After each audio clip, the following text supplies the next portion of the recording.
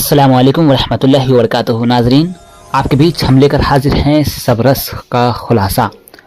अगर आपसे एग्ज़ाम में ये पूछा जाए कि सबरस को अपनी ज़बान में बयान करें, यानी सबरस का जो किस्सा है उसे अपनी ज़बान में बयान करें, या फिर सबरस का खुलासा लिखें, या फिर सबरस से अपनी वाक़फ़ियत का इजहार कीजिए, तो कैसे आप इसको लिखेंगे?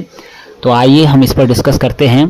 तो अगर आप हमारे चैनल पर नए हैं तो चैनल को सब्सक्राइब कर लीजिएगा और अपने दोस्तों में ज़रूर शेयर कर दीजिएगा, ताकि मुझे सपोर्ट मिलता रहे और मैं इसी तरह वीडियो आपके बीच लेकर हाजिर होता रहूँगा। तो चलिए देखते हैं किस तरह से जवाब देना है।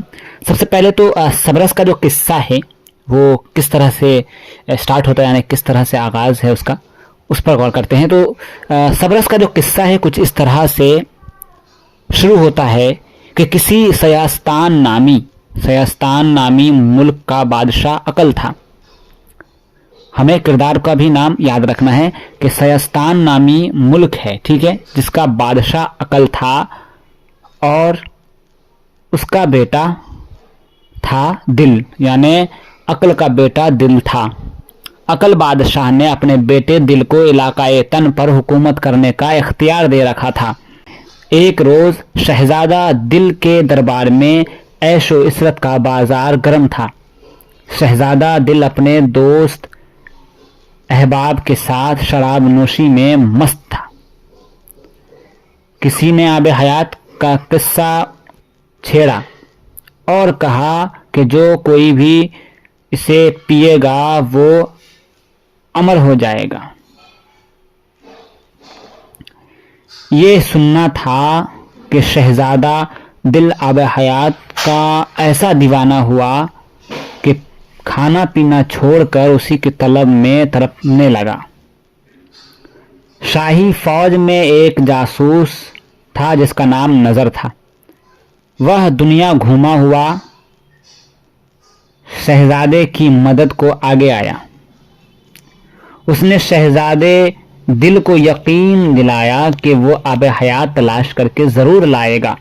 नज़र आब हयात की तलाश में भटकते भटकते आफियत नामी एक शहर में पहुंचा जिसका बादशाह नामूस था।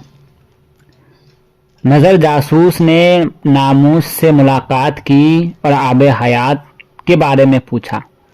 नामूस ने नज़र की बात सुनकर कहा कि यह आब हयात की कोई हकीकत नहीं है, वह तो एक फर्जी कहानी है, और कहा आब हयात कितने सौ मर्द के मुंह का पानी है। नज़र नामूस के जवाब से मुतमईन न हुआ और आगे चला। रास्ते में एक बुलंद वाला पहाड़ पर एक किला नजर आया। पूछने पर लोगों ने बताया कि इस पहाड़ का नाम जहद है। याद रखिएगा, कहाँ पहुंचा था? शहरे आफियत में। शहरे आफियत में जब पहुंचा तो किस बादशाह से मिला था? शहरे आफियत का बादशाह कौन था? नामूस। नामूस से मुलाकात की नज़र ने। बात करने के बाद पता चला कि आब हयात क्या था, एक फर्जी कहानी है, और आब हयात जो है 100 मर्द के मुंह का पानी है। ये किसने कहा था? नामूस ने नज़र से कहा। नज़र जो है नामूस के जवाब से मुतमईन नहीं हुआ और वो आगे चला। रास्ते में एक बुलंद वाला पहाड़ था, ठीक है। पहाड़ पर एक किला नज़र आया। उस किला का नाम क्या था? जहद, ठीक है। जहद नाम था, जिस पर एक बूढ़ा था जिसका नाम था जर्क। नज़र ने जर्क की खिदमत में पहुंचकर अपनी बातें रखी, और बातें सुनकर बूढ़े जर्क ने क्या कहा? उसने ये कहा कि आब हयात की कोई हकीकत नहीं है, और कहा अगर तुझे होनाच है, ये पानी तो आशिक के आंसुओं में है, इस पानी की निशानी। गरज उसने आशिक के आंसुओं में उसे तलाश करने को कहा। ये किसने कहा? जर्क बूढ़े ने। नज़र जर्क के पास से रुखसत हुआ और एक जंगल में उसे एक अजीमुशान किला नजर आया। इस किले का नाम था हिदायत, और उस पर हिम्मत की हुक्मरानी थी। ہدایت قلعہ پر کس کا حکمرانی تھی؟ وہ تھی آپ کو ہمت کا، ٹھیک ہے۔ اور ہمت کی خدمت میں پہنچ کر نظر نے آب حیات کا پتہ پوچھا۔ پہلے تو اس نے خوف دلایا اور مشورہ دیا کہ اس بات سے درگزر کر کے بلکہ دوسروں کو بھی اس کی تلاش سے روک لیں، کیونکہ اس کے لیے لوگ اپنی جان گنوا بیٹھتے ہیں۔ لیکن نظر جو ہے، نظر جاسوس، وہ تو ہمت سے کہا کہ اس نے دل سے وعدہ کیا ہے کہ آب حیات لے کر ہی آؤں گا۔ دل کون تھا؟ دل آپ کو سیستان نامی ملک کا بادشاہ عقل کا بیٹا تھا۔ نظر کی یہ جیداری اور ثابت قدمی دیکھ کر ہمت خوش ہوا اور نظر کو اپنے گلے سے لگایا اور کہا، تو تو اپنے مالک کا نمائندہ ہے۔ جب تو اپنے ارادے کا اتنا پکا ہے تو یقیناً تیرا مالک اور بھی سچا ہوگا، یقیناً آب حیات کے لائق ہے۔ تب ہمت نے نظر کو آب حیات کا پتہ بتایا۔ اس نے کہا، شہر دیدار کے ایک باغ کا نام رخسار ہے، جس میں ایک چشمہ دہن نام کا ہے۔ اس چشمہ میں آب حیات پایا جاتا ہے۔